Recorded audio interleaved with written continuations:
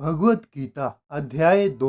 जय श्री कृष्ण। दोस्तों, पहले अध्याय में आपने जाना कि कैसे शक्तिशाली योद्धा अर्जुन युद्ध भूमि में अपने निकट संबंधियों, शिक्षकों तथा मित्रों को युद्ध में अपना अपना जीवन त्याग करने के लिए तैयार देखता है।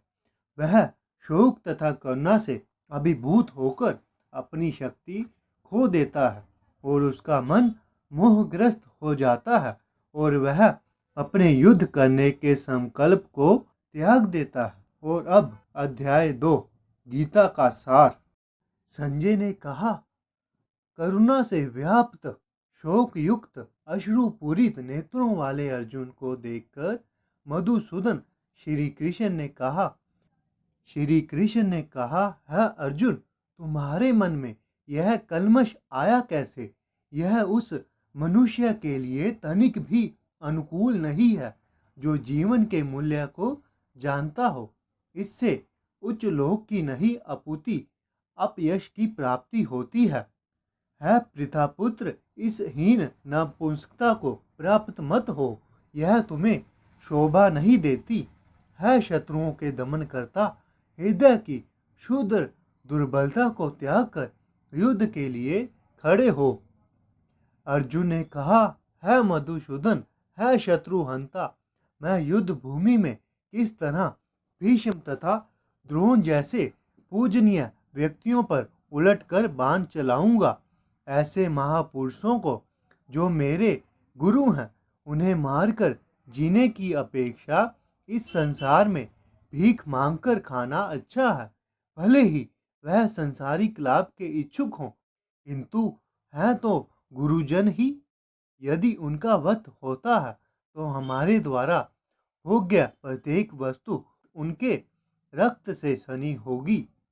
हम यह भी नहीं जानते कि हमारे लिए क्या श्रेष्ठ है, उनको जीतना या उनके द्वारा जीते जाना। यदि हम धृतराष्ट्र के पुत्रों का वध कर देते हैं तो हमें जीवित रहने की आवश्यकता नहीं है, फिर भी वह युद्ध भूमि में हमारे समक्ष खड़े हैं। अब मैं अपनी कृपल दुर्बलता के कारण अपना कर्तव्य भूल गया हूँ, सारा धैर्य खो चुका हूँ। ऐसी अवस्था में मैं आपसे पूछ रहा हूँ कि जो मेरे लिए शेषकर हो उसे निश्चित रूप से बताएं।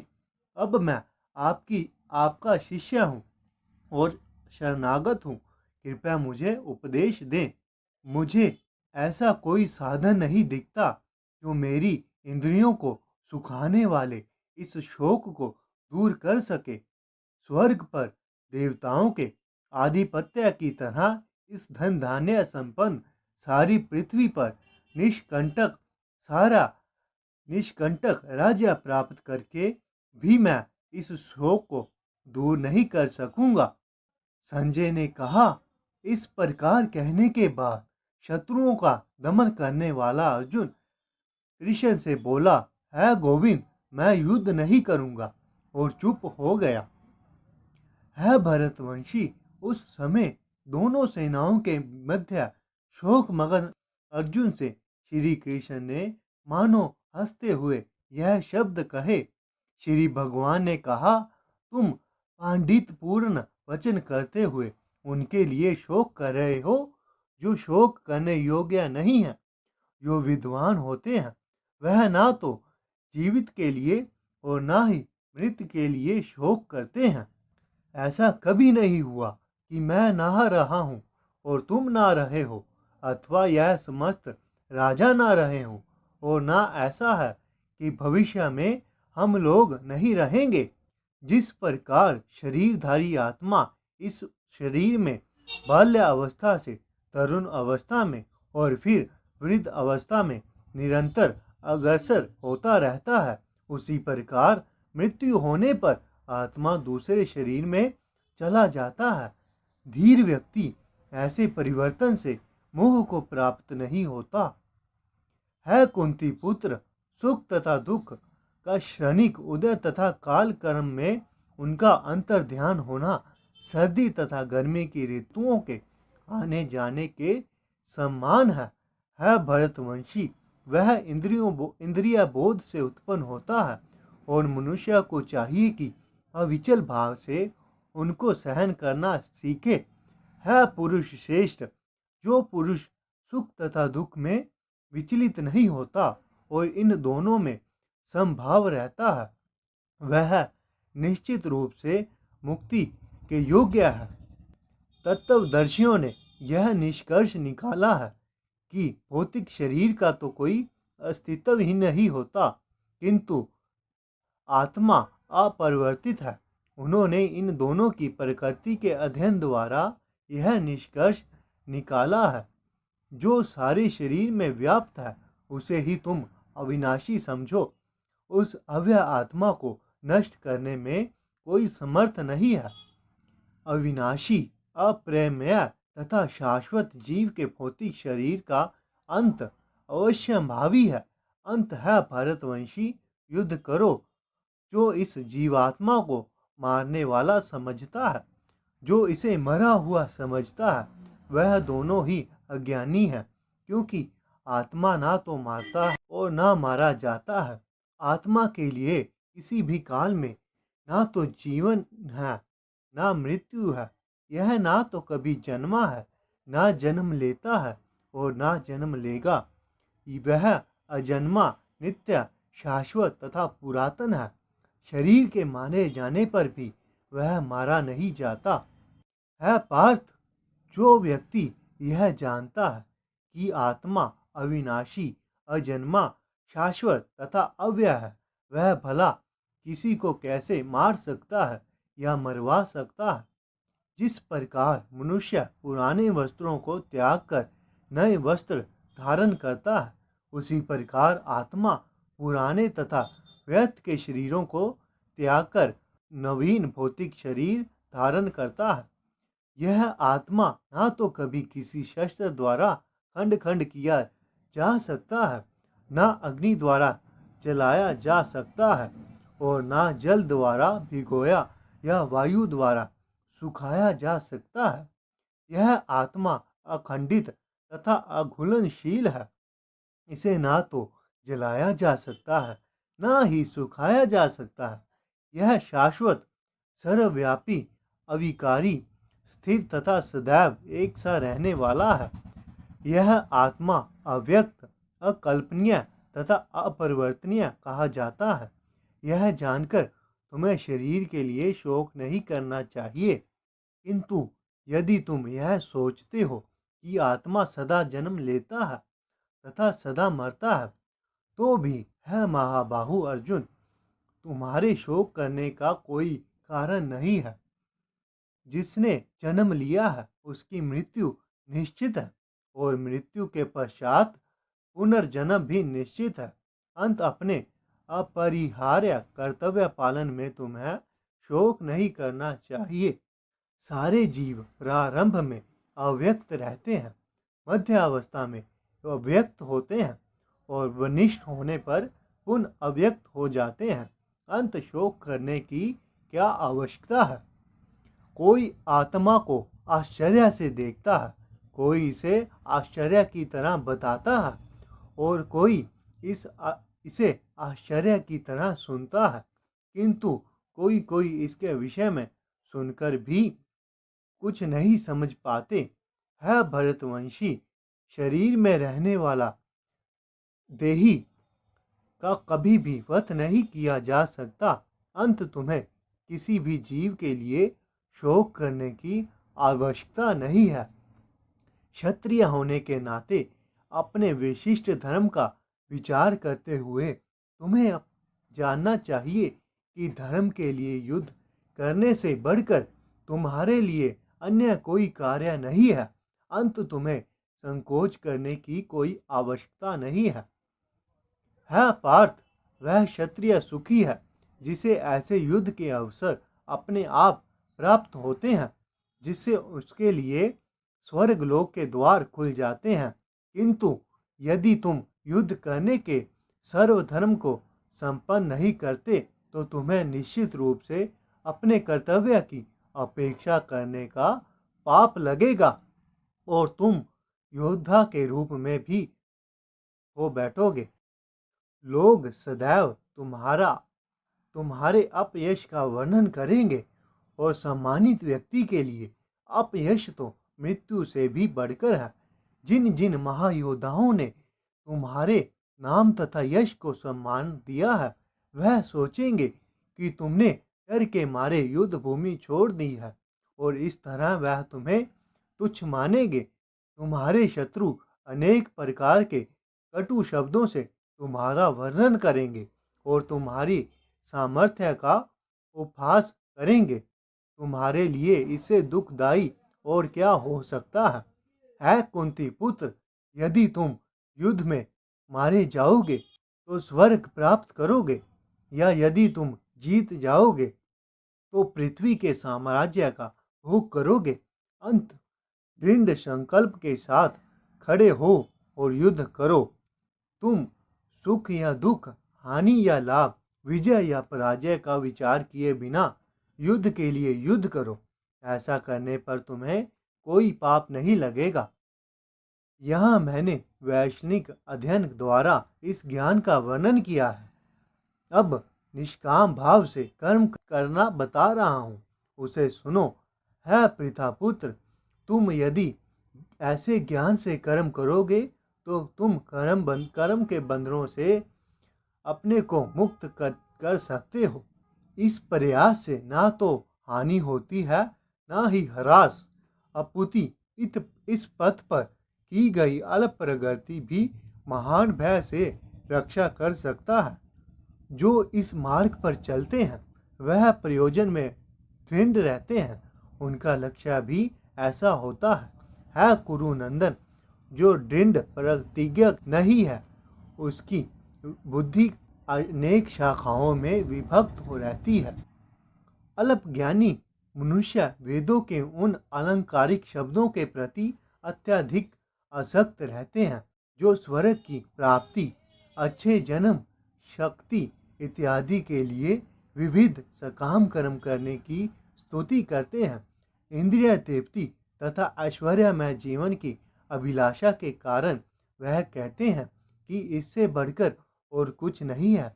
जो लोग इंद्रिय भोग तथा भौतिक ऐश्वर्य के प्रति अत्यधिक आसक्त होने से ऐसी वस्तुओं से मोहग्रस्त हो जाते हैं, उनके मनों में भगवान के प्रति भक्ति का दृढ़ निश्चय नहीं होता। वेदों में मुख्यतः प्रकृति के 3 गुणों का वर्णन हुआ है अर्जुन, इन तीनों गुणों से ऊपर उठो। समस्त द्वंद्वों तथा लाभ तथा सुरक्षा की सारी चिंताओं से मुक्त होकर आत्मपरायण बनो। एक छोटे से कूप का सारा कार्य एक विशाल जलाशय से तुरंत हो जाता है। इसी प्रकार वेदों के आंतरिक तात्पर्य जानने वाले को उनके सारे प्रयोजन सिद्ध हो जाते हैं। तुम्हें अपने कर्तव्य का करने का अधिकार है, किंतु कर्म के फलों के तुम अधिकारी नहीं हो। तुम ना तो कभी अपने कर्तव्य को अपने कर्मों के फलों का कारण मानो, ना ही कर्म करने में कभी आसक्त हो। है अर्जुन, जय अथवा पराजय की समस्त आसक्ति त्याग कर संभाव से अपना कर्म करो। ऐसी क्षमता योग कहलाती है। धनंजय, भक्ति के द्वारा समस्त गरित कर्मों से दूर रहो और उसी भाव से भगवान की शरण ग्रहण करो। जो व्यक्ति अपने सकाम कर्म फलों को भोगना चाहते हैं वह कृपण है। भक्ति में संलग्न मनुष्य इस जीवन में ही अच्छे तथा बुरे कार्यों से अपने को मुक्त कर लेता है। अंत योग के लिए प्रयत्न करो, क्योंकि सारा कार्य कौशल यही है। इस तरह भगवत भक्ति में लगे रहकर बड़े बड़े ऋषि मुनि अथवा भक्तगण अपने आप को इस भौतिक संसार में कर्म के फलों से मुक्त कर लेते हैं। इस प्रकार वह जन्म मृत्यु के चक्कर से छूट जाते हैं और भगवान के पास जाकर उस अवस्था को प्राप्त करते हैं जो समस्त दुखों से परे हैं। जब तुम्हारी बुद्धि मोह रूपी सघन मन को पार कर जाएगी तो तुम सुने हुए तथा सुनने योग्य सबके प्रति अनामसक हो जाओगे। जब तुम्हारा मन वेदों की अलंकारमयी भाषा से विचलित नहीं ना हो और वह आत्म साक्षात्कार की समाधि में स्थिर हो जाए, तब तुम्हें दिव्य चेतना प्राप्त हो जाएगी। अर्जुन ने कहा, है श्री कृष्ण, अध्यात्म में लीन चेतना वाले व्यक्ति के क्या लक्षण है? वह कैसे बोलता है तथा उसकी भाषा क्या है? वह किस तरह बैठता है और चलता है? श्री भगवान ने कहा, है पार्थ, जब मनुष्य मनोधर्म से उत्पन्न होने वाली इंद्रिय तृप्ति की समस्त कामनाओं का परित्याग कर देता है और जब इस तरह से विशुद्ध हुआ उसका मन आत्मा में संतोष प्राप्त करता है, तो वह विशुद्ध दिव्य चेतना को प्राप्त कहा जाता है, जो त्रय तापों के होने पर भी मन में विचलित नहीं होता अथवा सुख में प्रसन्न नहीं होता, जो आसक्ति है तथा क्रोध में से मुक्त रहता है, वह स्थिर मन वाला मुनि कहलाता है। 3 ताप। पहला ताप हमारे मन तथा शरीर द्वारा दिया गया दुख। 3 ताप मतलब 3 दुख। पहला ताप हमारे मन तथा शरीर द्वारा दिए गए दुख। दूसरा ताप दूसरों द्वारा दिया गया दुख, जो दुख हमें दूसरों से मिलता है वह दुख। तीसरा ताप यानी कि तीसरा दुख प्रकृति द्वारा, सर्दी गर्मी द्वारा, प्रकृति द्वारा दिया गया दुख। यह 3 दुख, जो इन 3 दुखों से विचलित नहीं होता, वह स्थिर मन वाला मुनि कहलाता है। इस भौतिक जगत में जो व्यक्ति ना तो शुभ की प्राप्ति से हर्षित होता है और ना अशुभ के प्राप्त होने पर उससे घृणा करता है, वह पूर्ण ज्ञान में स्थिर होता है। जिस प्रकार कछुआ अपने अंगों को संकुचित करके खोल के भीतर कर लेता है, उसी तरह जो मनुष्य अपनी इंद्रियों को इंद्रिय विषयों से खींच लेता है, वह पूर्ण चेतना में दृढ़ पूर्वक स्थिर होता है। देहधारी जीव इंद्रिय भोग से भले ही निवृत्त हो जाए, पर उसमें इंद्रिय भोगों की इच्छा बनी रहती है। लेकिन उत्तम रस के अनुभव होने से ऐसे कार्यों को बंद करने पर वह भक्ति में स्थिर हो जाता है अर्जुन, इंद्रियां इतनी प्रबल तथा वेगवान हैं कि वह उस विवेकी पुरुष के मन को भी बलपूर्वक हर लेती हैं, जो उन्हें वश में करने का प्रयत्न करता है। जो इंद्रियों को पूर्णतः वश में रखते हुए इंद्रिय संयमन करता है और अपनी चेतना को मुझ में स्थिर कर देता है, वह मनुष्य स्थिर बुद्धि कहलाता है। इंद्रिय विषयों का चिंतन करते हुए मनुष्य की उनमें आसक्ति उत्पन्न हो जाती है और ऐसी आसक्ति से काम उत्पन्न होता है और फिर काम से क्रोध प्रकट होता है। क्रोध से पूर्ण मोह उत्पन्न होता है और मोह से स्मरण शक्ति का विभ्रम हो जाता है। जब स्मरण शक्ति का भ्रमित हो जाती है तो बुद्धि नष्ट हो जाती है और बुद्धि नष्ट होने पर मनुष्य भवकूप में गिर जाता है। किंतु समस्त राग तथा द्वेष से मुक्त एवं अपनी इंद्रियों को संयम द्वारा वश में करने में समर्थ व्यक्ति भगवान की पूर्ण कृपा प्राप्त कर सकता है। इस प्रकार कृष्ण भावनामृत में तुष्ट व्यक्ति के लिए संसार के तीनों ताप नष्ट हो जाते हैं और ऐसी तुष्ट चेतना होने पर उसकी बुद्धि शीघ्र ही स्थिर हो जाती है।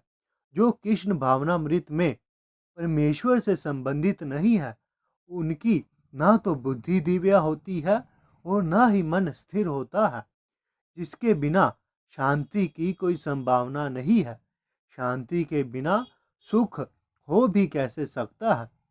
जिस प्रकार पानी में तैरती नाव को प्रचंड वायु दूर बहा ले जाती है, उसी प्रकार विचरणशील इंद्रियों में से कोई एक जिस पर मन निरंतर लगा रहता है मनुष्य की बुद्धि को हर लेता है।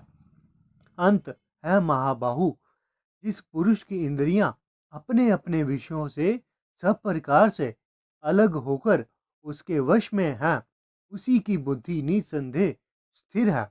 जो सब जीवों के लिए रात्रि है वह आत्म संयमी के जागने का समय है, और जो समस्त जीवों के जागने का समय है वह आत्मनिरीक्षक मुनि के लिए रात्रि है। जो पुरुष समुद्र में निरंतर प्रवेश करते रहने वाली नदियों के समान इच्छाओं के निरंतर प्रवाह से विचलित नहीं होता और जो सदैव स्थिर रहता है वही शांति प्राप्त कर सकता है, वह नहीं जो ऐसी इच्छाओं को तुष्ट करने की चेष्टा करता हो। जिस व्यक्ति ने इंद्रिय तृप्ति की समस्त इच्छाओं का परित्याग कर दिया है, जो इच्छाओं से रहित है और जिसने सारी ममता त्याग दी है और अहंकार से रहित है, वही वास्तविक शांति को प्राप्त कर सकता है। यह आध्यात्मिक तथा ईश्वरीय जीवन का पथ है, जिसे प्राप्त करके मनुष्य मोहित नहीं होता। यदि कोई जीवन के अंतिम समय में भी इस तरह स्थिर हो तो वह भगवत धाम को प्राप्त होता है। इस प्रकार श्रीमद् भगवत गीता के दूसरे अध्याय गीता का सार का भक्ति वेदांत तात्पर्य पूर्ण हुआ। जय श्री कृष्ण।